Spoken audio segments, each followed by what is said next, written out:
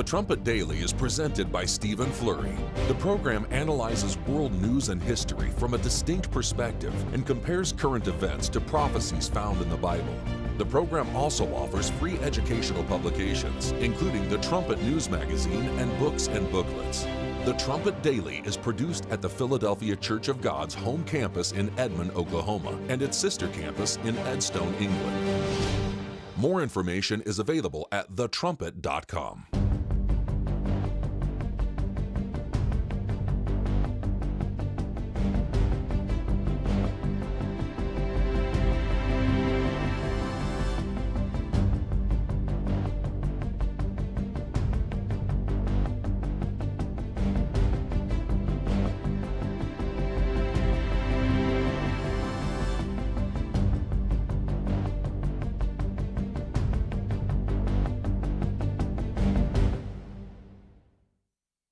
The Trumpet Daily program begins right now. Today's world news, what it means, where it's taking us. I bring you the one and only possible message of world peace. This is a message of hope, tremendous hope. And he said unto me, you must prophesy again. The Trumpet Daily program begins right now. The LA County Sheriff's Department is flying in ballots from vote centers across the region. You can see the choppers landing right now. We're standing in the parking lot of the LA County Registrar's Ballot Processing Center. They land right here in the middle, and then you see workers, they're standing by to pick up those ballots and take them inside. They're picking up ballots from 8 cities, including Lancaster, Santa Clarita, Palmdale, Lakewood, Santa Monica, Van Nuys, Pomona, and Torrance. Once they arrive, the ballots are securely transferred inside, where election workers are receiving and processing millions of ballots. While most ballots are transported by vehicle, election officials use helicopters to bring in ballots from some of the county's farthest vote centers. They're bringing in choppers to help with the slowest election in the history of the civilized world. They've got about a month. This is just LA County. She mentions there 6 cities, or 8 cities, I guess it was. 8 cities in Los Angeles. Well, you could drive them up the freeway in like a half hour. You would think just inserting choppers into the mix would break a chain of custody regulation somehow or another. But I can't, you look at this, it's pure theater, for one. And I can't decide what's funnier. The fact that you would use helicopters for one city's election for mayor, and you have a month to count everything, or the fact that all of these talking heads are out there taking this so seriously. I mean, this is the sheriff's county officials are involved. But then there are the reporters, the brain dead media coverage, whether it's local, as you see there, or national. You know, you look at, Mika's head blowing up this morning over President Trump criticizing the election. How dare he do that? He walks out of the interview with Welker. It was rigged. She's screaming for evidence. What a system. All the talking heads there to tell us, listen, don't believe your lying eyes. Everything that's happening is completely normal. You're listening to Stephen Flurry, and this is the Trumpet Daily. We appreciate you joining us on today's show, the first show of another work week. You can get to the live video stream of this program at thetrumpet.com or at the Rumble channel, the YouTube channel, and we'd love to hear some feedback from time to time. td@thetrumpet.com. Where were the helicopters when the Palisades went up in flames?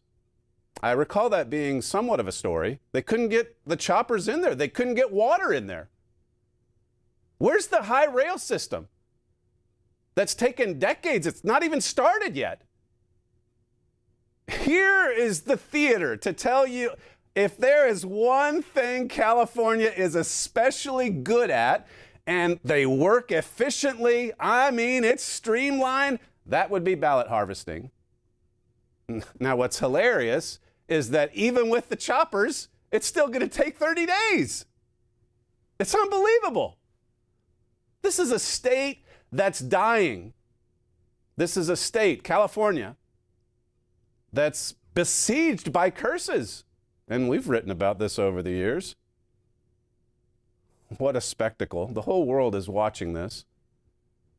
This is a state that couldn't stay within budget if their lives literally depended on it. There's taxes that are sending people fleeing the state. They can't stand for it. So all they have left to do is leave in droves. And all of the lawmakers in Sacramento, well, they just keep right on spending, keep right on planning these big ideas, these big plans, high rail this, high rail that. Oh, we've got plans to fight the fires, and they never work. But here come the choppers, and they're carrying ballots. And those ballots, they're certainly not for Spencer Pratt. No. He's a Republican. So he's now in third place. Surprise, surprise. He had a slim lead on Friday. And here again, just to give you an idea of how the Democrat machine works, Pratt had no chance in the runoff because first and third were both radical leftists. But the Democrat machine is so vile, so corrupt, they can't even have a guy in second place go into the runoff. Not one that's a Republican anyway. They've got to get rid of him in the primaries. But hey, bring in the choppers and make everything look like it's super, super serious. Very official, 100% secure. My father, in this article back in 2003, we're going back more than 20 years, he mentioned some of the history of California, going back to the 1970s when the state attacked Herbert Armstrong and the Worldwide Church of God.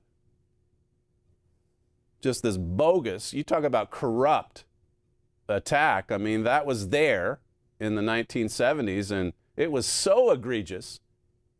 It was so obviously unconstitutional that Mr. Armstrong had other denominations of the traditional Christian religion coming to his defense.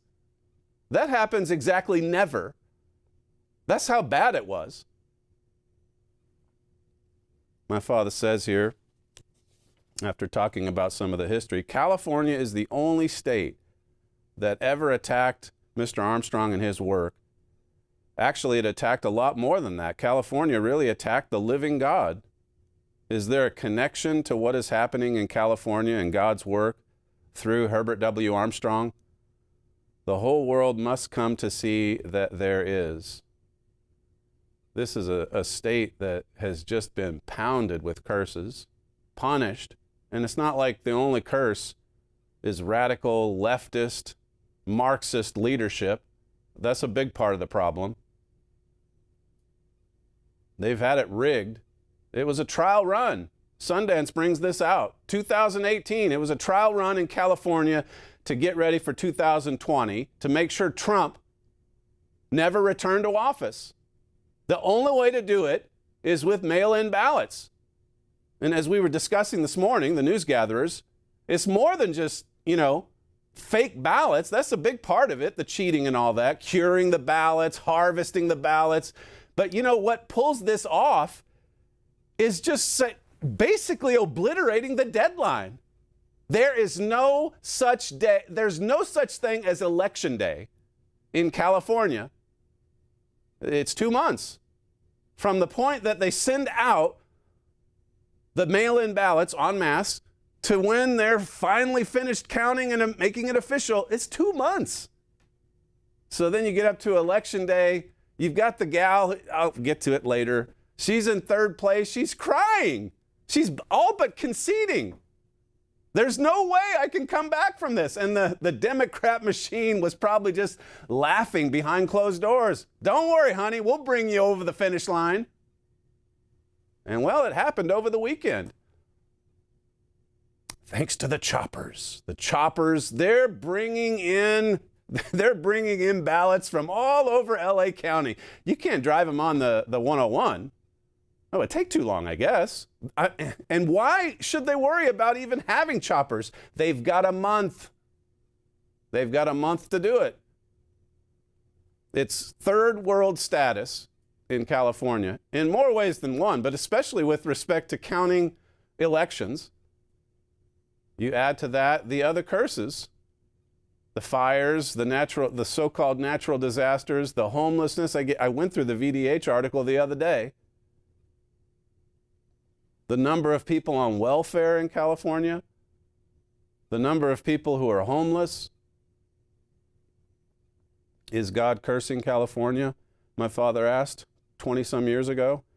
Is God now intensely cursing California for its attack against the living God's work under Herbert W. Armstrong? Yes, he is.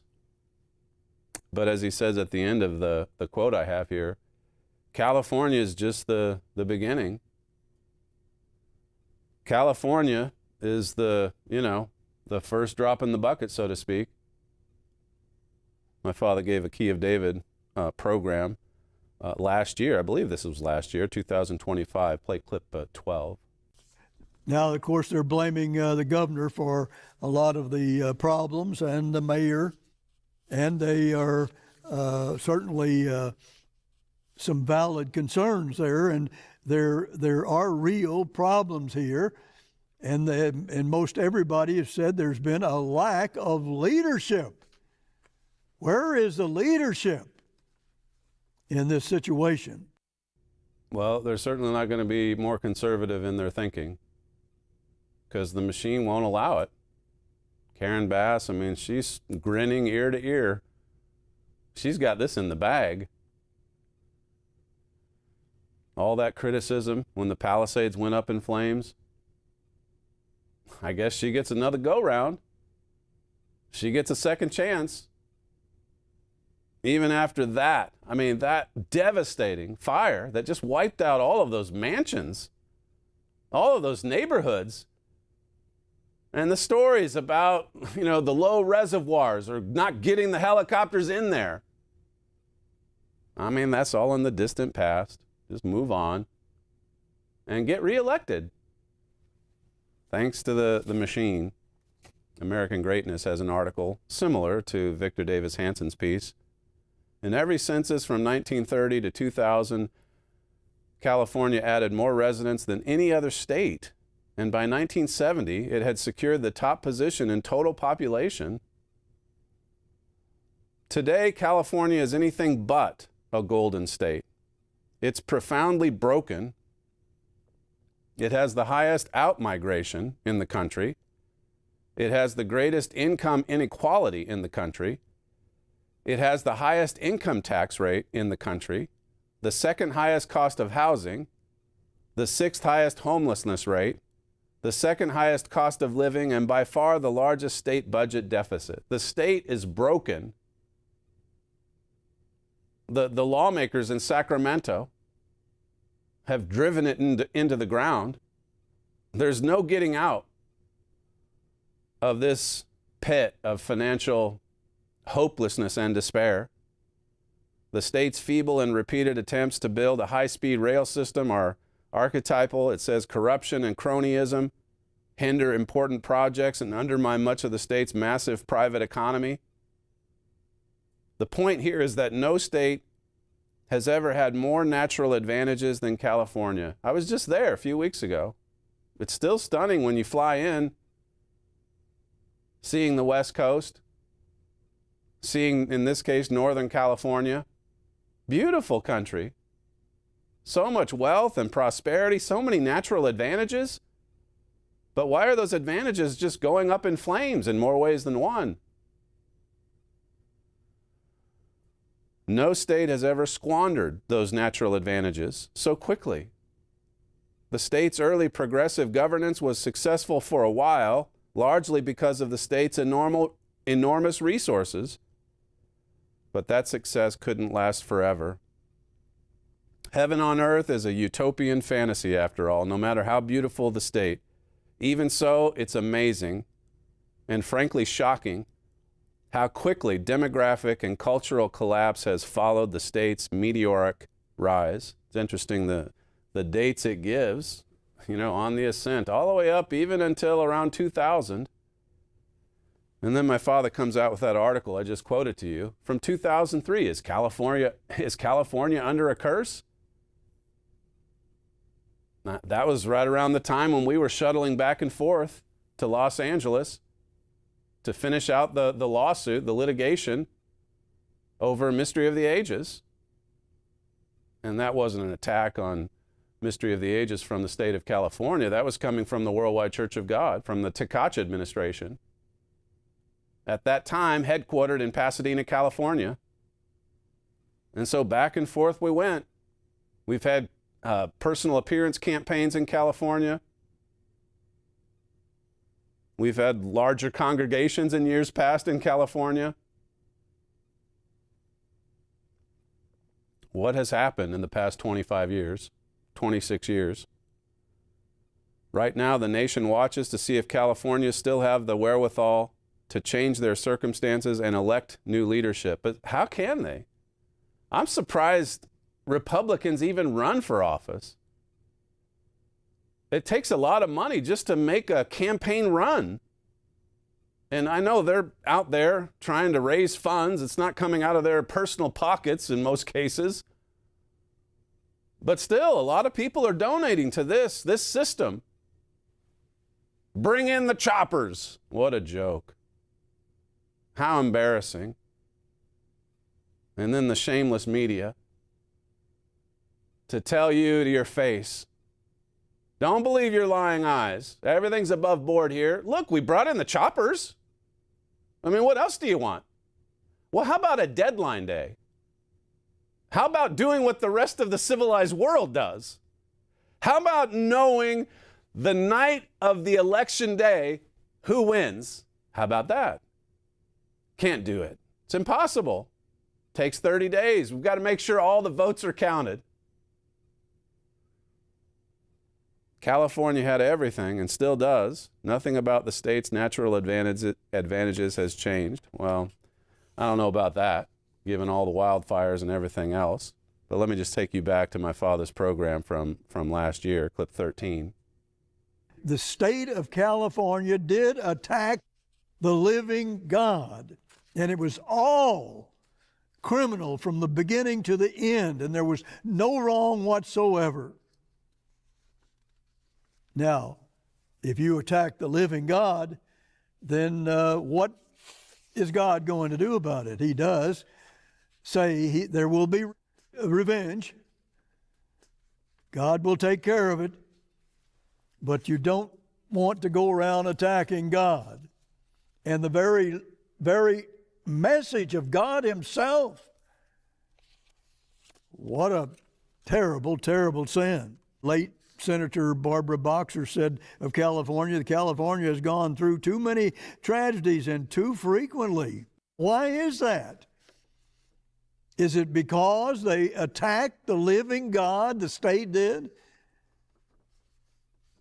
Well, it certainly is at the heart and core of what it's all about. I'll tell you, it's right there in the Bible. Right there in the Bible, the connection. I mean, but you're only going to hear it on this program, on the Key of David at thetrumpet.com. That history is so important.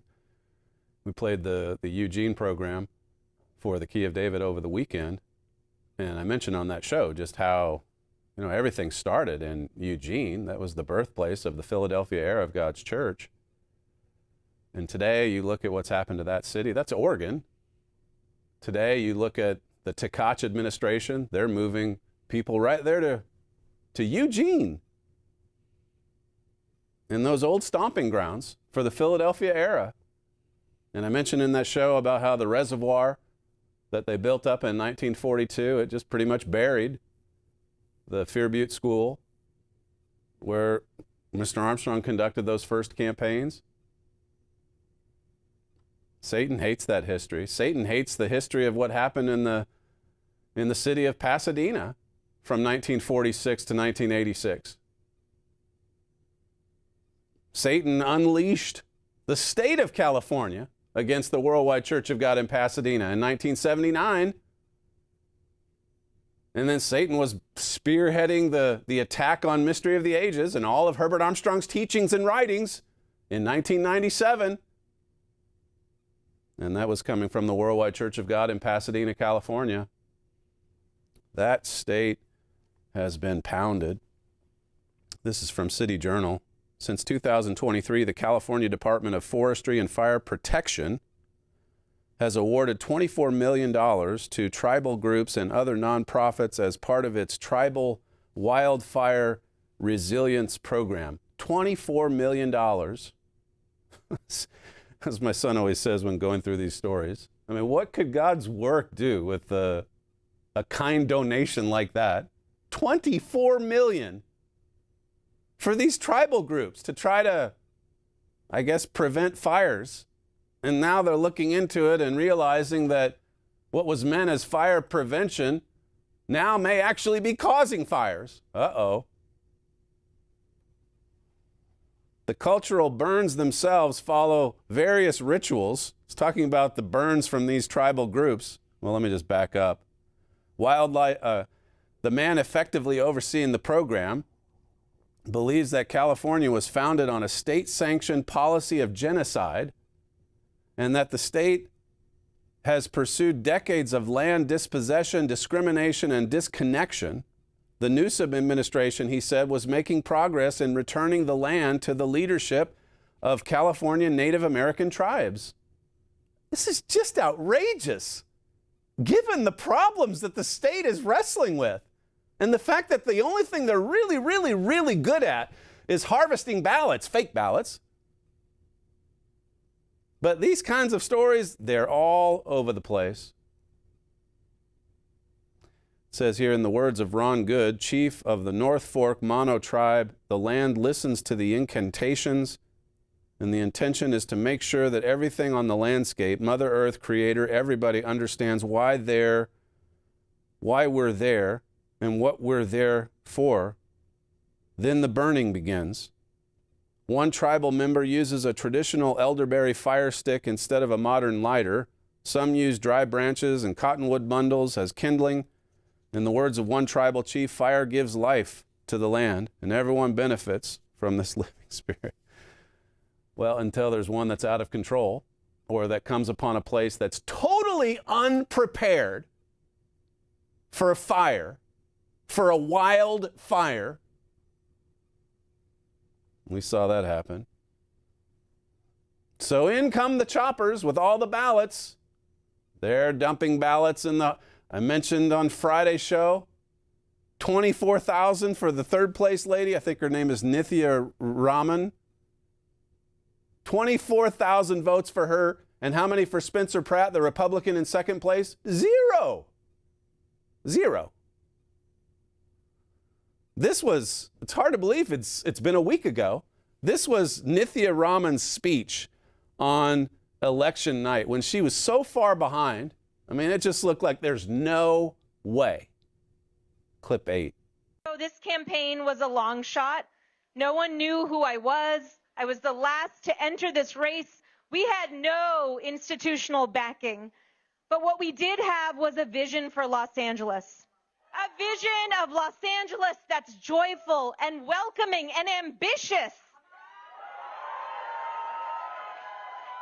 And we believe that Angelenos were hungry for that vision. And we were right. We were right. Look at all of you.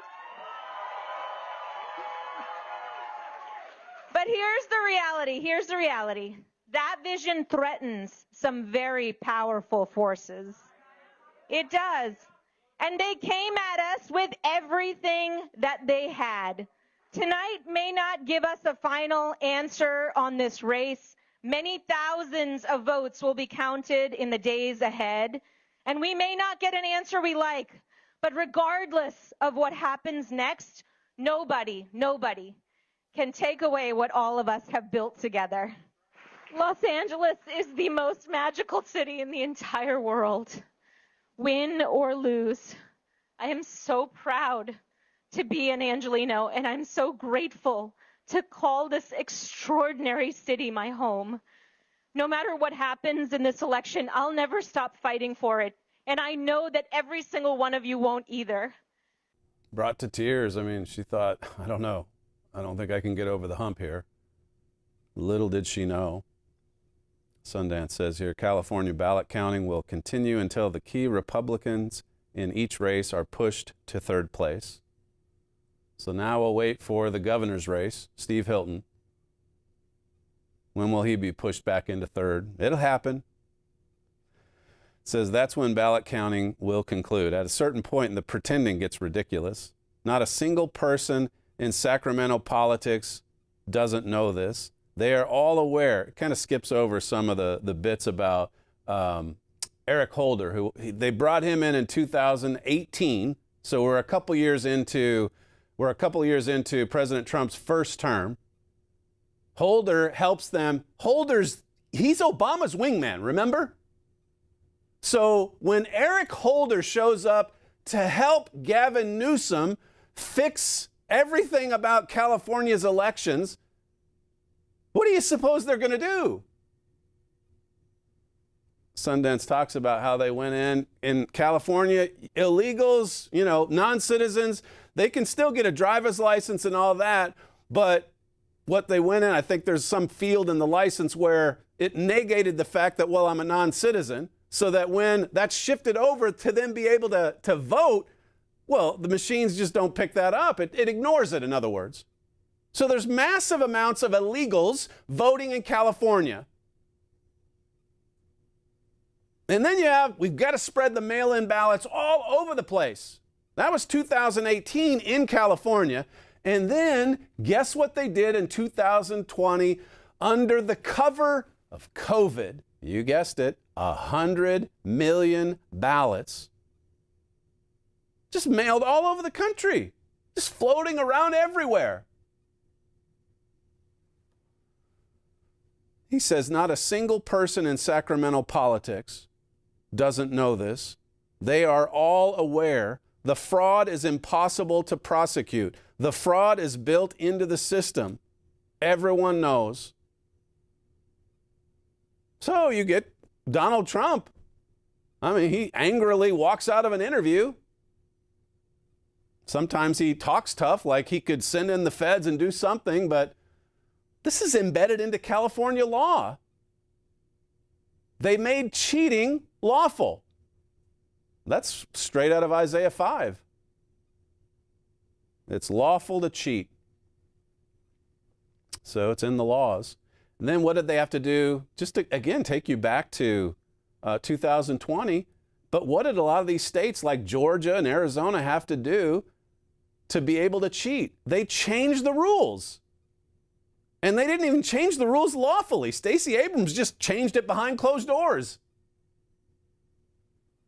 They stole, they're repeatedly stealing elections.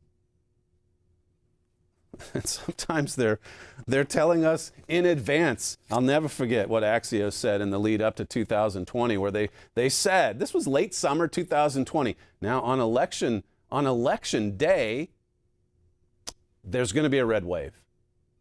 But then the days that follow, you see suddenly election day turned into election week. You got to have that extra time to harvest fake ballots. With a deadline, it's not possible, or at least it's a lot less possible. But when you don't have a deadline, well, you can just keep creating them for weeks. And then just send the choppers in every now and then. You know the talking heads are going to rush to the camera and say, look at these choppers. Look at how official this is. They know in Sacramento. Kristen Welker could know if she'd do a little investigative reporting. Instead, she just shouts at Trump, where's your evidence? Where's your evidence? Think about how much of a service. I'll talk more about the media here in a bit. We haven't in a while because after Trump came back, God brought him back. It's easy to just move on from the arrogance and the narcissism and the stupidity. But there is so much of it. It's impossible to ignore. I'll get to that, as I say. But going back to the summer, of 2020. Here's a little flashback from Axios, basically looking you in the face saying, we're going to cheat. We've got this rigged. We're going to win. And there's nothing you can do about it. Clip 6. The reason we talk about a red mirage is, in fact, because we believe that on election night, we are going to see Donald Trump in a stronger position than the reality actually is. We are sounding an alarm and saying that this is a very real possibility, that the data is going to show on election night an incredible victory for Donald Trump. That is likely to be what we see when every legitimate vote is tallied and we get to that final day, which will be someday after Election Day. It will, in fact, show that what happened on election night was exactly that, a mirage. It looked like Donald Trump was in the lead, and he fundamentally was not when every ballot gets counted. You have a result on election night where it appears that Donald Trump has won, but a result after ballots are counted that show that Joe Biden has actually won. That's right.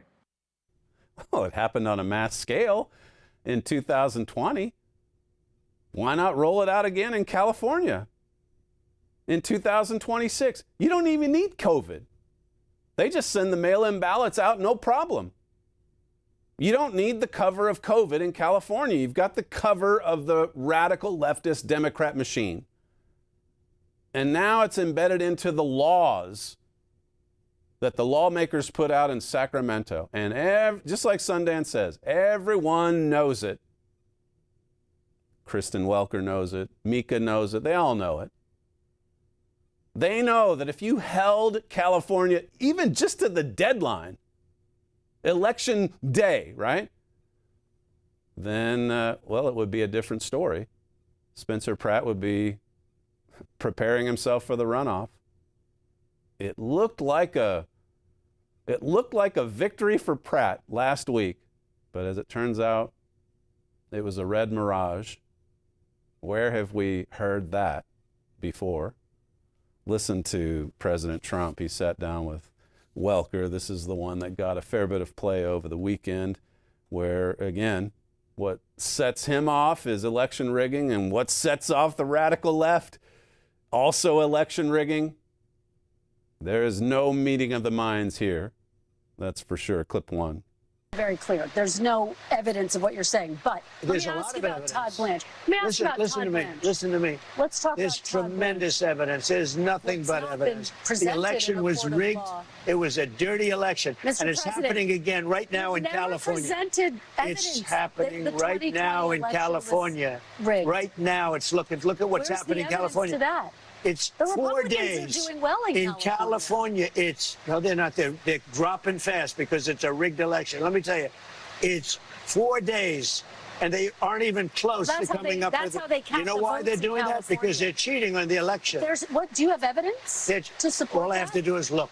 All I have to do is look. That's not And I evidence. listen to people, and let's see what happens. But, sir, that's not evidence. Do you think it's appropriate? That's how they that count the votes in Do you think it's appropriate that they have an election and 5 days later they're nowhere close to picking a State and winner? local officials acknowledge they are slow. They're urging. No, they're crooked. They're urging They're the crooked. votes to be counted quicker. That's how they vote They're in crooked, California. just like you're crooked. Your press is crooked, and Meet the Press is crooked. To be fair, I'm not crooked, but let's Really? let's Well, you continue. play right into their hands. Then. Let's continue. You're either crooked or you're stupid. You play continue. right into their hands with this. You know that these elections are rigged. Your network knows that they're rigged. Do you know that I won an election in a landslide, and I got 94% bad press? But, Mr. President, you know why I you've got never that? presented Because you have no evidence. credibility. But you've never presented evidence that it was rigged. Let's keep talking about. I want to talk about Todd. You Blanche. have more evidence. There's more evidence than ever presented. Where's the evidence? Where's the evidence is in the fact that California cannot complete an election on election day like the rest of the civilized world. You'll notice Welker there acknowledged, hey, city officials, they acknowledge they're slow. And then you have the choppers. They're working overtime. They're working, I think that was a nighttime shot at the cold open, if I'm not mistaken. They're flying through the night over Pasadena, over Altadena, over East LA. They got to get to the processing centers. and then we'll know the final tally. Tomorrow? No. Well, no. A month from now. About a month from now. You know what's frustrating about this exchange is when you're on the conservative side, that's really the best you're going to get. President Trump angrily telling this woman she's fake news, she's part of the problem, she's crooked. To be fair, she says, I'm not crooked. And so everyone's, has a good laugh, rah, rah, he stood up to them. But the fact remains, cheating is embedded into this. Just look at what happened in 2024 as an example. In 2020, Axios told us ahead of time, it's going to be a red mirage. But then when the final count is in, then it's going to be a victory for blue. Where were those reports in the lead up to this one in 2024? Why did we know the results on election night? Why didn't they take 5 days then? I guess maybe they weren't going to try exactly the same thing. But I think President Trump is right. The only way that he could have won is if it was too big of a victory for them to rig. Because they surely would have tried it again. I mean, I guess they couldn't try COVID again. But my point is, in California, the lawmakers have put it into law. So they don't need COVID. So this is happening every single time. And I'm not sure what anyone could do, including the feds, maybe the Supreme Court. But the whole world is watching, and how embarrassing, how shameful it is to see this happening in the United States of America, and in particular, in the Golden State. Listen to one more from that interview, clip 2. One-sided, crooked networks. All right, let's call it quits because I've had enough. Thank you, darling. Have a good time. Mr. President, let's please. I traveled all the way to Wisconsin. I've sat in the rain with you. I know. I've sat in the rain with you for an hour, on and off in the rain, and I've given you enough time. You ought to straighten out your press because you know what? Mr. President, a country can never be great with a dishonest. Listen, we traveled all the way to Wisconsin for this interview. Why he keeps sitting down with these people, I'll never know. But you hear it back and forth. You see those kinds of blow-ups, and then you see him routinely going right back to 60 Minutes, CBS, NBC. 60 Minutes, by the way, Scott Pelley was fired. It's interesting to see them when they eat their own, basically. But he was talking about all of these things that happened and just how he brought 50, 60 people in. I forget the new guy. I mean, it's Barry Weiss over the whole production, I believe. But there was some other one that came in as the hatchet man to fire all of these employees. And this was Scott Pelley. Well, I don't have the clip of him actually talking about just how abusive it was to be let go the way that they were. But this one here, he's talking more about President Trump, and I guess the president saying something, questioning his love for the country, and just try to watch it with a straight face, but watch this clip. I'm not sure who he's sitting down with, clip 11. I've never worn the uniform, but I've been in combat for this country, in Afghanistan and Iraq, Kuwait, been shot at, spent nights in foxholes filling up with water in the desert. I'm not aware that the President of the United States has ever done any of those things for his country. Please correct me if I'm wrong. You become a journalist because you love the First Amendment. You become a journalist because you love the country. And while all the other descriptions that the president used about me might be applicable, not that one. Sundance tries to make sense of this. He says here, I've spent a lot of time around people out of a general sense of curiosity. He mentions Pele and Navarro and others, and talks about just how disturbing it is to witness this sort of thing. In this short video, what we see is a glimpse into the world of deeply disturbed and mentally unstable people, very likely narcissists, with intensely overstated internal senses of grandiosity and self-importance. That sense of identity is certainly why these trait carriers need to cloister together in groups, tribal media, in order to receive the affirmation needed to retain their worldview without challenge.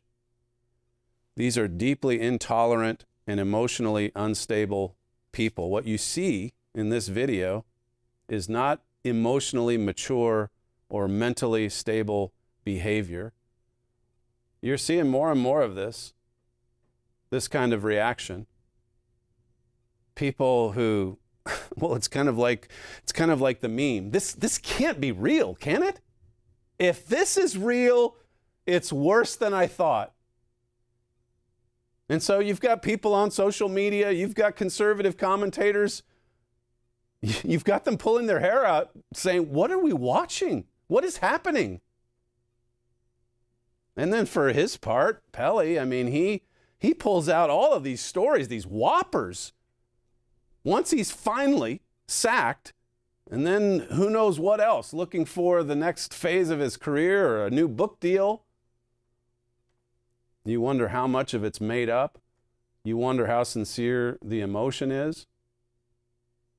But you certainly can discern a high level of self-love.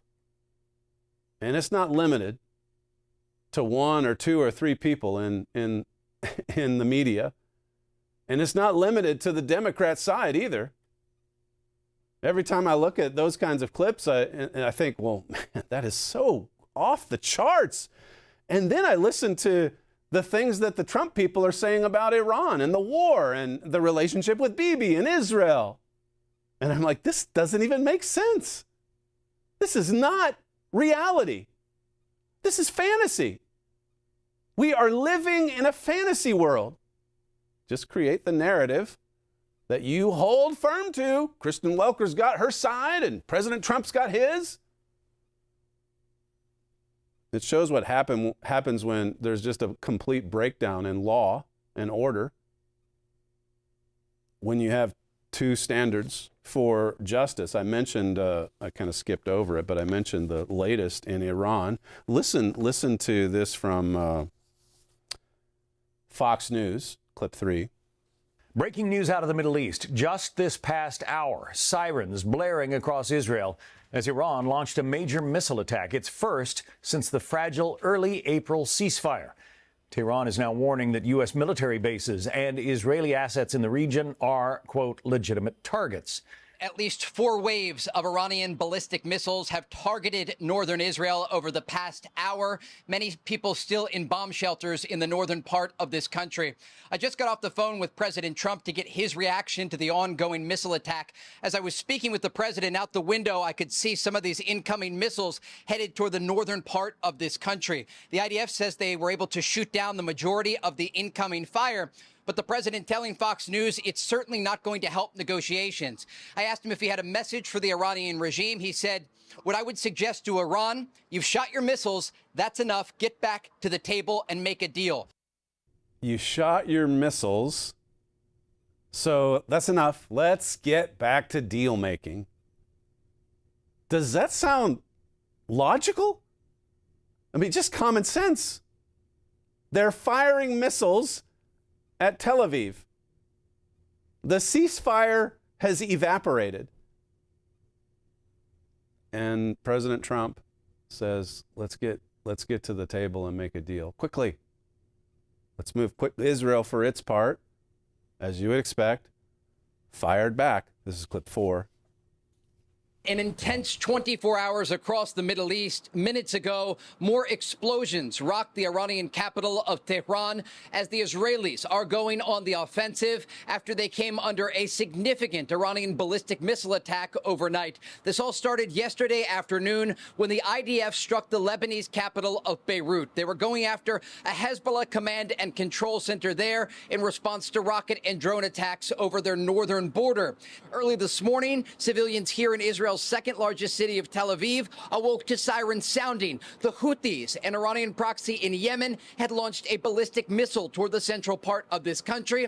This morning, more waves of Iranian ballistic missiles, and the region now waiting to see what will come next in the aftermath of the strikes that are currently taking place as we speak. And so a lot of back and forth happening in the region. And at this moment, the ceasefire has collapsed and the war has resumed. The ceasefire has collapsed. The war has resumed. That's the situation on the ground. Now, in the previous clip, you heard President Trump say, I suggest the mullahs stop firing missiles and get back to the deal making, the negotiating table. And then all day yesterday, you talk about back and forth. He's on the phone. Well, not all day, but he's on the phone with Bibi Netanyahu saying, don't retaliate. Don't retaliate. And as you heard there, Bibi retaliates. Bibi fires at Tehran. And then, if we're to believe Axios, take it with a grain of salt, Axios says this morning that, well, President Trump is insisting he's calling the shots. Here, the Houthis are being drawn in. Israel's launching into Lebanon. Iran's firing into Tel Aviv. And Tel Aviv or Israel's firing back at Tehran. And then, for his part, President Trump is demanding that he's the one calling all the shots here. He's the one in charge. Bibi's always going to do what he says, except for after yesterday.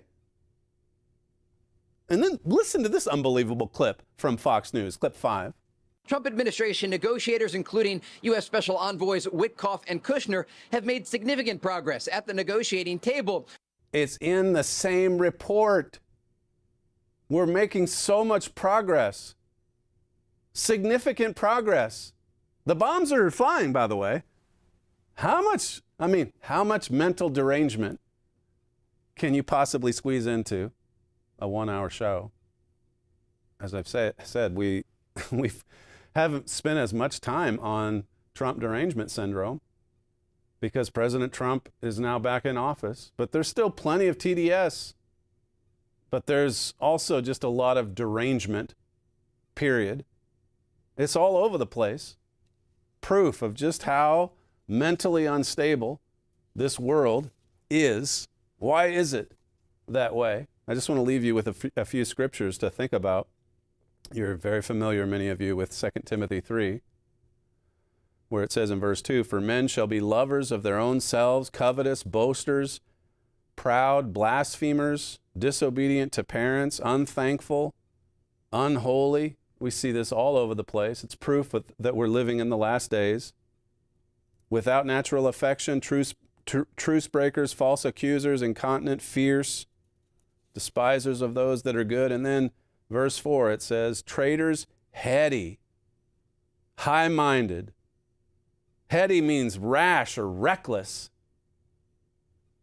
And then to be high-minded, that's just blown up on vanity and conceit. High-minded and lovers of pleasures more than lovers of God. There's a lot of high-minded people in powerful places, whether it's the media, government, Middle East, the Far East, Europe. And those minds are about to clash. And there's a much more powerful mind behind it all. Satan, the Bible calls him the prince of the power of the air. And Mr. Armstrong in Mystery of the Ages talked about that influence of the devil, how that he surcharges the air with his attitudes, his moods. His fingerprints are just on everything. Speaking of lovers of pleasure, more than lovers of God, there's this story at the Free Press about this, I think it's on Amazon Video or whatever. It's about this hockey team, these young people basically, And it's about all these girls that try to get together and hook up with these guys on a hockey team, and how it's wildly popular with middle-aged mothers, watching these kids fornicate. They love it, I guess. And a lot of them in this article admit that they're not even attending, activities for their children or spending time with their husbands. Too busy. Got to watch this show. Got to binge watch. As far as I can tell, the off-campus target audience isn't actual college students. It's moms who want to revisit their carefree college days. They just want to relive their past, their partying past. We've talked recently about what Hollywood is out there producing and promoting. Earlier in the piece, it says, warning to children and needy husbands everywhere. If your wife or mother is missing this summer, she's likely off watching Off Campus, the college romance series centered around an ice hockey team and the women who love them. It's the third most popular Prime Video debut ever. It's very popular, this kind of content. I brought that out last week or a week before with that HBO show. But just coming back to the high-mindedness that we see in the world. Notice what Paul said in 1 Timothy. This is the first epistle, right at the end, chapter 6, verse 17. And he says to Timothy, charge them that are rich in this world, that they be not high-minded. If you're the rich and the powerful, don't let it go to your head. Don't be high-minded. Don't be filled with an exaggerated sense of self-importance. Don't turn narcissistic. Don't be high-minded. Don't tell them not to trust in uncertain riches, but in the living God, who gives us richly all things to enjoy. Put your trust in God. God is the giver of blessings. God is the Father of lights. God wants to bless us with fabulous wealth, prosperity, spiritually. Jesus said to be rich in faith. To be rich in faith. Verse 18 says that they do good and they be rich in good works, ready to distribute, willing to communicate. Tell this to people who are rich in this world. It talks in Revelation 3 about the Laodiceans, the lukewarm Christians being rich and increased with physical things, materialism. They lost their spiritual riches. They aren't rich in faith. Verse 19, it says, laying up in store for themselves a good foundation against the time to come, that they may lay hold on eternal life. It is more difficult and challenging today than perhaps at any other time in the history of civilization to lay hold on eternal life. And what's incredible about that statement I just made is that we've had it so good. It's not like we're those in, the Middle Ages that were literally running for our lives physically because God's people were being persecuted and sought after and murdered. But we've certainly, even with all of that physical, material blessing or blessings, we've certainly witnessed a lot of spiritual carnage and violence. People, while they may be fat on society, they're really emaciated and starving when it comes to spiritual food and spiritual blessings and spiritual riches. Most of God's people have fallen away from the truth. Coming back to the high-minded point, just look at 2 Timothy 1 here in conclusion. Paul says, wherefore I put you in remembrance that you stir up the gift of God, which is in you by the putting on of my hands. He's talking about the gift of God's Holy Spirit. The greatest gift, the greatest, most valuable gift we could ever receive after repentance and baptism. And it says in verse 7 about this Spirit of God, For God has not given us the spirit of fear, but of power and of love and of a sound mind. Sound-mindedness comes from God. High-mindedness comes from the god of this world, Satan the devil. If you want a sound mind, if you want to be filled with godly love, if you want access to awesome power, we need to tap into our great Creator God, humble ourselves before the mighty hand of God, as it says in another verse, and God will empower us. That is all we have time for on today's show, the fastest moving hour in broadcasting. You're listening to Stephen Flurry, and this is the Trumpet Daily. Thanks for joining us on today's show, and we'll see you tomorrow.